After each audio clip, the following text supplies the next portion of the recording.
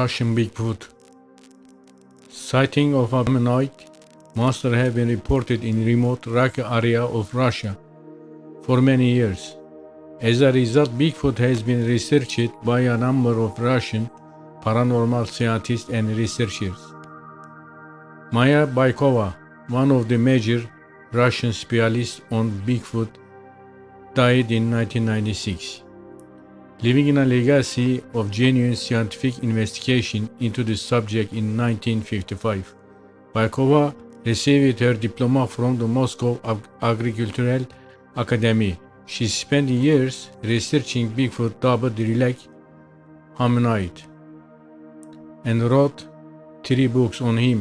A legend for adults, he is tough, we must not be, and not that frightful thing. Beginning in 1972, Bykova conducted a dozen excursions to look for signs of previously unknown animals. Official bodies did not sponsor any of these trips. She came to some surprising conclusion after years of research. Many eyewitnesses have described Bigfoot's look as betraying the creature's terrestrial origin. It has a typical structure, with 4 limbs, each with 5 fingers, a single head, and a single trunk. It has the appearance of a man or a large ape with a fur-covered body. Bigfoot is a nocturnal creature that moves quickly. It also has an unidentified defense mechanism that allows it to remain invisible to humans. No one has ever seen a Bigfoot home, and no one understands why this creature migrates. Bigfoot's most remarkable characteristic is his ability to vanish and reappearance suddenly as it is dissolving into thin air.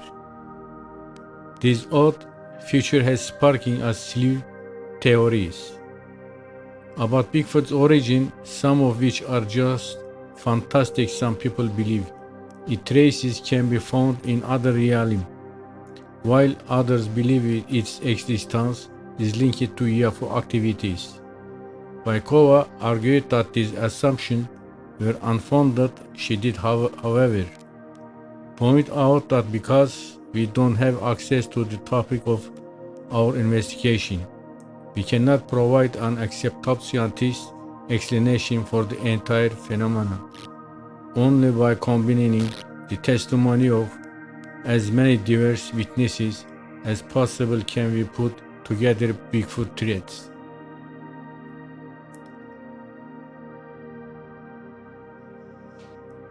The Bigfoot's fur. The fur of Bigfoot has been likened to that of a monkey. Some Bigfootologists, on the other hand, disagree, claiming that huge apes only dwell in warm climates. Until recently, experts believed that apes could only live in an environment where the air temperature never fell below 14 degrees Celsius, and where temperature variations were minimal. Nonetheless, it is common knowledge that Bigfoot has been spotted all across the world, from scorching desert to the Arctic Circle. Nature's diversity proposes a few potential causes. Several well-known creatures can survive under settings that appear to be unfit for any kind of life. The so-called snow monkey, Macaca speciosa, which can be found in sparsely populated area of northern Japan, is one example. Macaca speciosa are mostly found in the tropics. The snow monkeys, unlike their close relatives, have light, thick fur. They are larger and dwell in hilly terrain, where the ground is covered with snow for 4 months of the year. Under the snow, the macaques forage for grass, young spruce leaf buds, and tree bark. The peculiarity of the snow monkeys for the structure of their skin and their behavior piqued Bykov's and her colleagues' interest scientific study on polar bear fur, like as those undertaken at Northeastern University in Boston, Massachusetts, may provide crucial clues to the Bigfoot mystery. There are numerous noteworthy parallels. Despite its whiteness and the polar bear's fur is capable of turning 90% of the sun's energy it captures into warmth. Inside the Arctic Circle, Bigfoots have the same color of fur polar bears convert practically all ultraviolet photon and a partition of visible rays into heat, and they reflect light uniformly across the visible spectrum, which is why they appear white to us. Experiments have shown that placing a bit of this fur under the glass of a solar collector boosts the efficiency of the device by 50% or more. As a result, the fur's quirky can help a flesh and blood creature survive. Despite these findings, some zoologists and Bigfootologists refuse to talk about the likelihood of Bigfoot existing north of the Arctic Circle. Bigfoot Part 2. Suspicious disappearances. Bigfoot's unexpected disappearances have a name. The monster camouflage is biofiled to become undetectable, according to Maya Bykov. This has been observed in Bigfoot sighting in the Himalayas. Although Bykov noted the creature knows no limit and can be encountered on all 5 continents. According to Tibetan red-hatted monks, the Yeti has control over its will, or to put it another way, it may cease the functioning of its brain in order to become invisible. This is something that monks may do on their own. In fact, it's a crucial aspect of their gradual development. Bigfoot, like Yeti, is the only creature on Earth, according to the red-hatted monks, that has retained the capacity to dissolve and became fully invisible to those around it, according to the monks. Europeans have frequently seen it, observed it is a real object, and even following it. They were disappointed each time, every time Bigfoot vanished into thin air.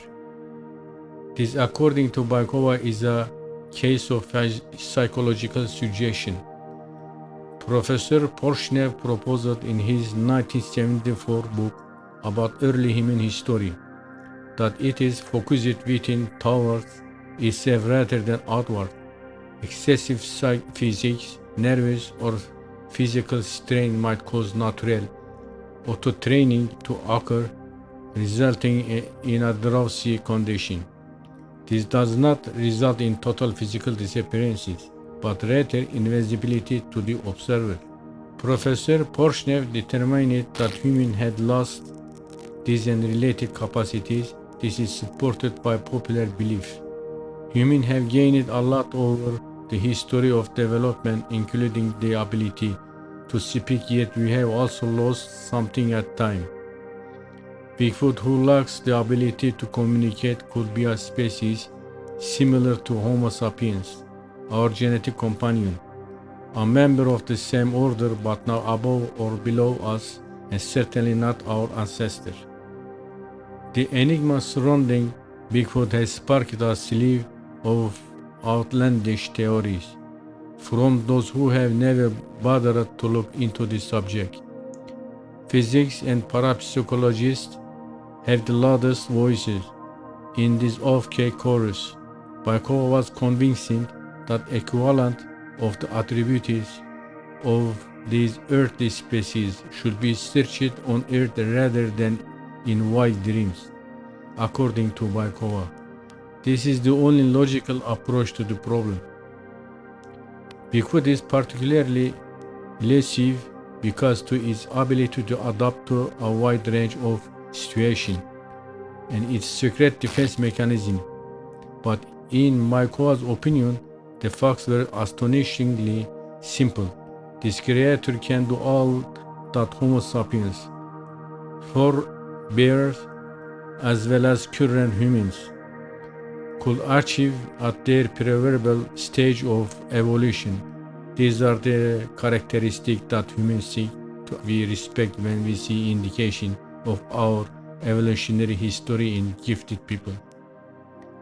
Telepathic communication, the ability to locate a missing person, exceptional vision of condition on the opposite side of the world, or inside the earth, and so on. Bigfoot's behavior, according to Bykova, is just as fascinating as its innate abilities. Witnesses report encounters that lasted only a few seconds, if not a minute. Bigfoot has never seen in a person, despite its capacity to disappear in front of the human sight.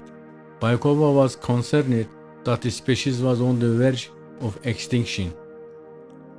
According to Bykova, Bigfoot has a slim chance of surviving because of humans' insatiable desire for information combined with their complete lack of interest in the earth and its inhabitants. She didn't seem to be aware of environmental protection movement in the West, which are now taking root in the East as well. However, she went on to remark that some Russians are impatient and weary of waiting for convincing evidence of the creature's existence. They are prepared to shoot the recalcitrant monster at any moment, putting an end to the mystery once and for all. Others believe the Bigfoot's body will bring them to Nobel Prize in some way. In the face of tremendous hardship, Bigfoot's robust collection of defense mechanisms give it a natural advantage, according to some Russian eyewitnesses. It has the potential to influence individuals by instilling in them an extraordinary terror that comes close to paralysis. Bykova was believed that this was due to a type of ancestral memory that connects human nocturnal concern to Bigfoot myths. During the expedition she led in 1992, she discovered unconvincing proof of her hypothesis. It's worth noting that Bykova's guide, Maxim, uncovered a dozen footprints, right and left feet, no less than 1.5 meters apart during the same expedition. The paths wound their way down a rough hillside. Only the brave would attempt to down the stony slope, which dipped at a 30-degree incline in the taiga. Shaggy fir trees grow close together. The tracks run among them. It's absolutely black between 3 and 4 a.m. and even more so when it's pouring. More footprints with well-marked toes on each longer size 24 boot were observed not far away later. Animal encounters are common on the lake near the Arctic Circle, where Bykova frequently led her expedition. A local Sami met the monster beside a river that drained into the lake during one event at this site at the turn of the century. He felt sorry for the Bigfoot and left it some food. The Sami has looked after his dependents since their first encounter in the winter. The Sami was close to death. He urged his doctor to keep feeding the hominid monster. Bykova referred to this as advanced contact. To such encounter are alleged to be taking place in Russia right now, one in the Archangels region and the other in Vologda. Bigfoot and local people in the Caucasus region, where population density is the higher than in the north, have been claimed to have similar relationship. Bykova and her colleagues have been informed by local hunters that all of the big wildlife has departed the area. This exodus has been triggered by geological prospecting and tourist routes that pass through the Sami people, isolated hidden communities, and sacred sites. Russian Bigfoot Part 3. The Russian Far East researcher Alexei Sitnikov and his crew described a bizarre experience in 1993 while traveling to Lake Tony. Their aim was to figure out the best time to go on an excursion to look for evidence of giant serpents likely presence in the area. Numerous reports have surfaced on the existence of such a serpent in Russia's Far East in the Primorskaya taiga. The explorers had wanted to examine the area for years but had been unable to do so due to a lack of resources and the state of the Russian economy. Sitnikov and his colleagues decided in 1993 that the Lake Tony area had to be explored no matter what.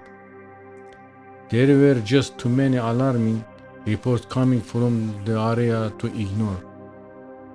The group of explorers had only just started their journey when they came across a monster known as snowman by the locals. They were rafting across the river when they observed a man with red fur on the other side of the river. The explorer claimed to have had no fear. The creature turned around and made a grunting sound before disappearing into the thicket. The raft had reached the shore in a matter of seconds, and Sitnikov and a co-worker were chasing the thing. Sergei, a fellow explorer, stood guard over the raft. They returned to the river after failing to locate the creature. At the spot where they first saw the snowman, Sergei discovered a barely visible footprint. The thing was only 3 meters away when they saw it, according to Sitnikov, and it was clearly visible. The sky was clear and sunny. The monster stood around 2 meters tall, with dark-colored fur that was not thick. It had a triangular head that widened as it got closer to the base. The base was straight, but the head contracted from the forehead to the crown. Small eyes, large nostril, and a slit in place of mouth characterized it. The creature, the neck was hidden, and the head appeared to be resting on broad shoulders. It had a full chest. Tony is home to a slew of strange occurrences. Sitnikov had acquired numerous accounts of the snowman as well as testimonies from the local community, including hunters who claimed to have seen Bigfoot in the woods. In the current era of upheaval and near anarchy, Russia does not have the financial means or the will to explore the taiga. Many regions in that part of the taiga have been hidden from human sight for millennia. Deep in the dense forest, secret villages have been discovered. Strange creatures and rituals have been reported from taiga for millennia. Another creature lurking deep behind the impassable woodland could be the Russian snowman.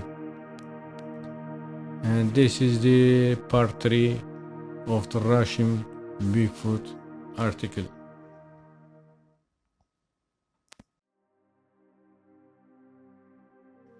This is new additional information and sighting discovered from Russia. Countless enthusiasts have scoured North America and Europe seeking the Yeti. What about Russia? The country's immense forests and massive mountains have only been scratched at the surface, so who knows if the giant furry beast is hiding out in the Motherland. Igor Borsev, Doctor of Historical Sciences and Director of the International Center of Hominology, states, "Almost every day I receive new witnesses' testimony concerning the Yeti from Altruhut, Russia. It's easier to say where there haven't been obvious sightings than it is to say where there been. People have seen them or their tracks Altruhut, the Caucasus Mountains, the Krasnodar, Kirov, Kemerovo and Novosibirsk Region, Yakutia, and even the Moscow region. Vorsev is an expert in Yetis. He's been collecting evidence for the past 15 years. The Krasnodar region was home to one of the most recent sightings of the abominable snowman. While camping with a group of teenagers in the mountains, a 30-year-old man apparently spotted a towering hairy figure. He is now afraid of going into the woods. While sightings have never been in short supply, experts in Russia began collecting tangible evidence purporting to prove the gigantic creature's existence. But at home and abroad around the turn of the century, we began to notice wooden handcrafted sculptures, crafts and symbols that appeared to be identical to those in other nations, the United Kingdom, New Zealand, Australia, Canada, and the United States. Borse explained it in the other cases, trees have been sculpted and buried upside down, which takes a lot of muscle and cannot be done by men. According to eyewitness stories, the Yeti possesses paranormal abilities and the ability to understand people. In recent years, American experts have gone even further, claiming that the enormous fuzzy beast speaks its own language and is related to humans. However, the scientific community refuses to acknowledge such research. The existence of snowmen should be investigated further. There isn't a definitive solution yet, says the author Sergei Sharakshante, Russian Academy of Sciences press secretary. There is no proof and eyewitness statement cannot be trusted. On the other hand, we are aware of a new discovery that humankind is descended from 4 different ape species. The discovery has not been made public by the Russian expert who made it, but it is scientific truth.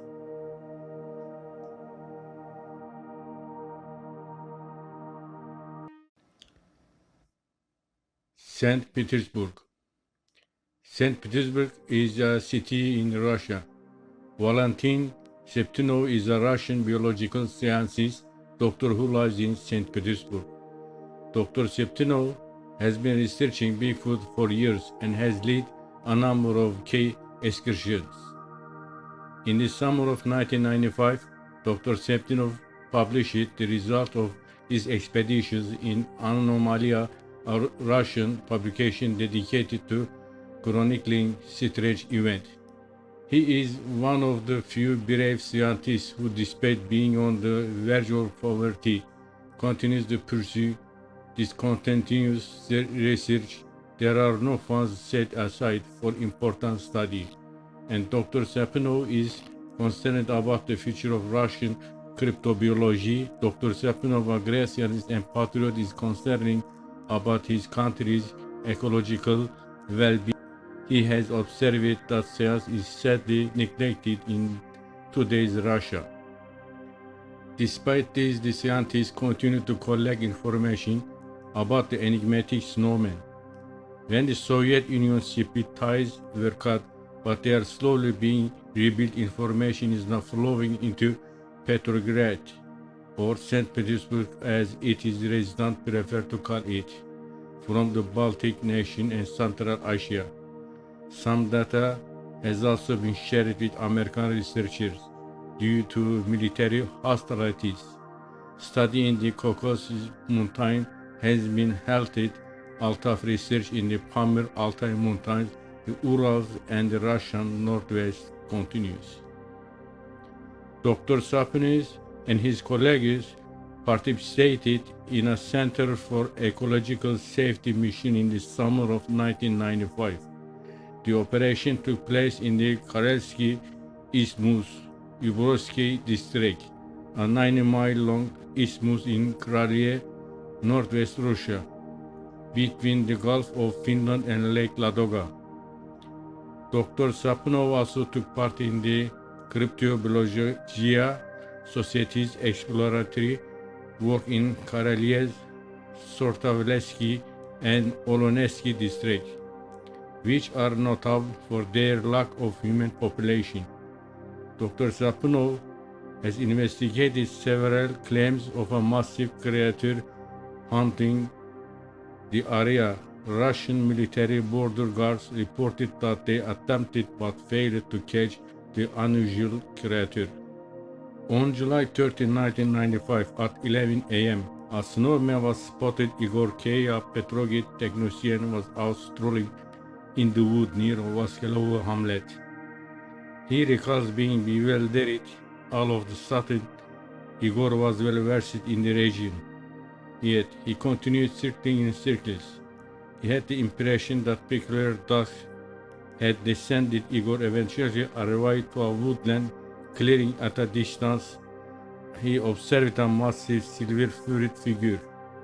The 3-meter-tall thing approached Igor for a few steps before disappearing behind the trees.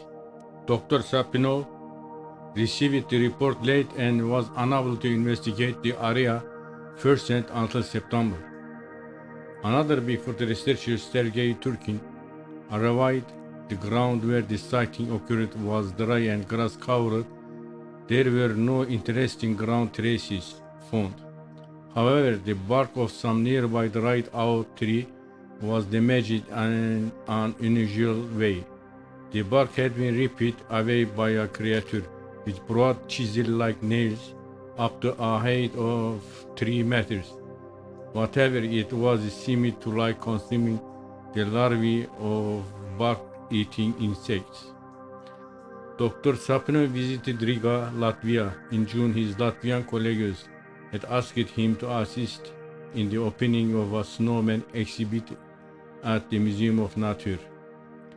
Dr. Sapinov also took part in the preparation of an expedition to find the snowman in the Pamir Altai during his stay. The Altai Mountains are a mountain range in Central Asia that extend into northwestern China and West Mongolia. There is a 15,000-foot peak there. The Pamir Mountains are a mountain range in the Pamir rises to a height of 25,000 feet.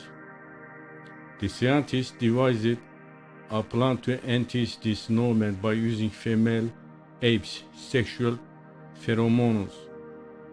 A pheromone is any of a number of chemical molecules released externally by certain animals that serve to communicate information and elicit specific responses. In other members of the same species, Dr. Sapinov was unable to join the expedition, but his Riga colleagues were able to examine this step path under the scientific guidance of M. Kudryavtsev, a biologist and criminologist. On 3 consecutive nights in the Altai Mountains, the snowman approached the camp, snarling and breathed heavily, attracted by intense sexual secretion from female ape. It left distinct tracks each time, which the scientists were able to identify with ease. The scientists attempted to photograph the monster using a special camera brought along for the purpose. However, every time the beast appeared, his seasoned, powerful, and well-armed soldiers were overcome with fear and panic. As difficult as it may be to imagine, Dr. Sapinov has admitted to being terrified on numerous occasions while on the hunt for the elusive creature. Dr. Sapinov has discovered a great deal about the snowman. The monster is the ecological polar opposite of humans. It prefers to travel to a location with a reduced anthropogenetic load. That is why the snowman has been seen in restricted areas, such as borderland, natural reserve, and other comparable locations. Many recent experiences with the snowman have occurred in the southern part of the Ural Mountains, a mountain chain in Russia ranging from the Arctic Ocean to the north border of Kazakhstan, historically regarded as the barrier between Europe and Asia. Because of radioactive pollution, this area was closed for a long time. The anthropogenic pressure remained low after the radioactive toxicity and decreased, and the environment had been mostly healed by nature, and the snowman seemed to have made its way through. If the same mechanism occurs in Chernobyl, it's only natural to assume that the snowman will appear there as well. The conclusion is that regions where snowmen encounters are most common have an ecological advantage for the creature. It's worth noting that the Russian sports business has been paying attention to the academic result, as has the military-industrial complex. The snowman represents progressive biological answer for human adaptation to its environment. The snowman has gotten what humans acquire from material culture through biological advancement in Russia. Extensive research in the creatures movement has been conducted based on available photographs and films. In 1994, a Russian military institution began researching the snowman's motion in the hopes of applying the creature's survival technique to military applications. In November of 1992, one of the most fascinating and recent experiences occurred. Anatoly Dobrenko, who worked in the local children's sanatorium and lives in the village of Samoryadovo, Dmitriv district, Moscow region, was walking his Alsatian dog near his sanatorium. The dog suddenly bristled and barked viciously. About 100 meters away, Anatoly noticed a two-legged hairy monster. The beast was retreating into the woods from afar. The man said he could see rusty-colored matted hair on the creature's back. When Dobrensko's son Igor, an army captain, learned of the experience, he went to the location of the sighting with some sanatorium personnel. Igor discovered in the dirt some well-preserved impression of massive barbed feet that were nearly 50 centimeters long and 15 centimeters wide. At their widest point, the prints were treated as material evidence by the participant, who covered them for better preservation. Later, Igor reported his finding to a newspaper, which arranged for a detailed investigation of the sighting's location. Local residents were interrogated. Some of whom had previously seen traces of the peculiar visitor's presence. The monster had spent at least one night in the attic of an abandoned summer cottage, according to the search crew. Not one but two monsters appeared to be present. The feet on the second set of footprints were clearly smaller, indicating that they belonged to a girl. The inquiry into his case is still ongoing.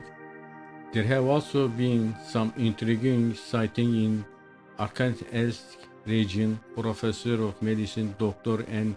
Alutesky traveled to the local taiga in the autumn of 1989 to pick some herbs.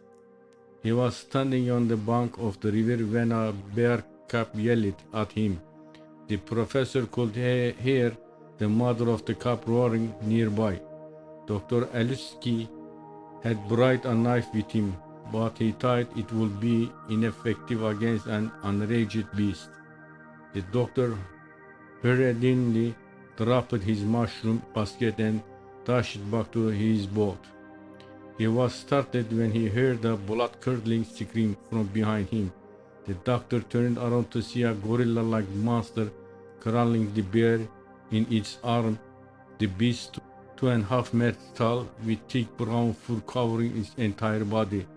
It was a female with a huge set of teeth The thing tore the bear in half with no evident effort, holding the bear by the hind legs. The entire episode was only a few seconds long. Dr. Eluski told two of his companions about his strange story.